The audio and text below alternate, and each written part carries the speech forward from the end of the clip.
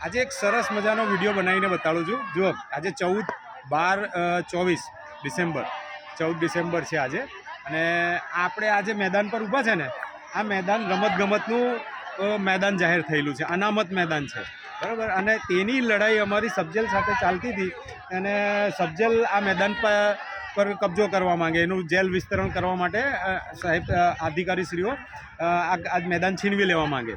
નાગરિકોનો જે હક હોય ને, હક કે ભાઈ ટાઉન પ્લાનિંગ બને, નાગરિકોનો એક હક હોય, રમતગમતનું મેદાન હોય, પાર્ક હોય, નાગરિકો માટે આ બધું આપવું પડે। અધિકારીશ્રીઓને તો આ પ્રશ્ન જ નથી લાગતો રમતગમતનું મેદાન આપવું કે એવું કંઈક, એમને એ મહત્વ જ નથી દેખાતું। એમનું મહત્વ તો બસ રોડ, રસ્તા અને ગટર, એનાથી વિશેષ એ લોકોનું દિમાગ આગળ વધતું નથી કે બાળકોને રમતગમતના મેદાન આપવા બહુ જરૂરી હોય છે। આજે આ એવું સમજી લો કે આજે આ એક છેલ્લો વિડીયો હશે કે શું હશે, શું કહી શકું, કેમ કે કબજો તો એવો થઈ રહેલો છે કે હવે અમે હાઈકોર્ટમાં કેસ દાખલ કર્યો। પહેલાં તો સૌથી પહેલાં તો અમે કલેક્ટરમાં ઘણીવાર આવેદનો લઈને ગયા, સમજાવવાની કોશિશ કરી, રમતગમતના મેદાનને મહત્ત્વની સમજાવવાની કોશિશ કરી, ના સમજ્યા, ના છૂટકે અમે હાઈકોર્ટ ગયા, ત્યાં અમારી પિટિશન પેન્ડિંગ છે। તેમ છતાંય દાદાગીરી કહી શકાય, કાયદાઓને પરે જઈને કામ કરવું તે કહી શકાય। આજે એ સાઈડ બતાવો, આ જો આ બધું ખોદાણ થઈ ગયું છે, બરોબર છે। આ કમ્પાઉન્ડ વોલ બનવા જઈ રહી છે,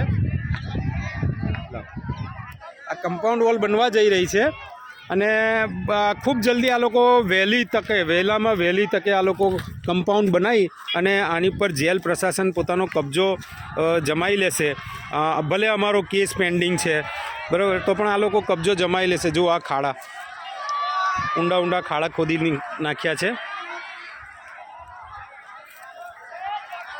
અને આ વિડીયો ખાસ એટલે બનાવ્યો છે કે જુઓ, આ મેદાન પર અવારનવાર પશ્ચિમ વિસ્તારના તમામ સ્કૂલોના બાળકો રમવા આવતા હોય છે। આ વિડીયોનું શું કહું, દુઃખ વ્યક્ત કરું, આ બાળકો જોઈને ખુશી વ્યક્ત કરું, શું કરું। આ બાળકો જુઓ કેટલા દિલથી ખુશી અહીંયા રમવા આવે છે। આ સવારનો સમય છે, આ જુઓ, આ છોકરીઓ જુઓ, હવે આ લોકો ક્યાં રમશે, આ લોકો જશે ક્યાં? પશ્ચિમ વિસ્તારમાં કોઈ રમતગમતનું મેદાન નથી, આ ક્યાં બાળકો રમશે? ચાલો બતાડો હવે। આખું મેદાન ખીચોખીચ બાળકોથી ભરેલું છે, આ તમે જુઓ। આવું તો રોજ જ બનતું હોય છે અહીંયા, રોજ જ સવારે બાળકો રમવા આવતા હોય છે, રોજને રોજ દરેક સ્કૂલોના કોઈને કોઈ રમતગમતના કાર્યક્રમોનું આયોજન થતા હોય છે અહીંયા। હવે શું કરીશું?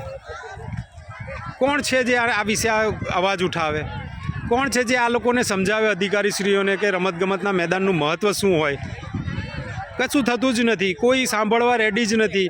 કાયદાઓનું ઉલ્લંઘન કરવું અને કાયદાઓને પરે જઈને કામ કરવું અને પોતાની મનમાનીઓ ચલાવી, કોઈને સમજવું નહીં। આ દાખલો છે, આ જોઈ લો, તમારી સામે દાખલો છે। આ મેદાન હવે લગભગ એવું સમજો કે આ ખાડા ખોદાઈ ગયા છે, જેવું સિમેન્ટ કોન્ક્રીટનું કામ થશે તેવી તરત જ આ લોકો બધું બંધ કરી દેશે। આ એવું સમજી લો, આ બાળકો છેલ્લી વાર રમવા આવ્યા છે આ મેદાન પર। આ મેદાન હવે ભૂતકાળ બની જવા તરફ જઈ રહ્યું છે।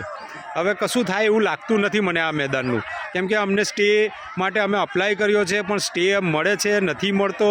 અમને ત્યાં શું હાઈકોર્ટમાં ન્યાય મળે છે, ન્યાયની પણ મને આશા ધૂંધળી છે કે ત્યાં પણ પાવર્સ ચલાવવામાં આવી રહેલા છે, કેમ કે સ્ટે મળે એવું છે। આ બોડાનું મેદાન છે, તેમ છતાં આ લોકોએ અનામત મેદાન, જેને કહેવાય આ જમીન અનામત છે રમતગમત માટે, તેમ છતાં હવે આ લોકો એમની મનમાની અહીંયા કરે છે। તો હવે આ બાળકોને પણ હું બધાને કહીશ કે આ જોઈ લો એકવાર, છેલ્લી વાર મેદાન, અધિકારીઓ નહીં ગાંઠે, નહીં ચલાવે।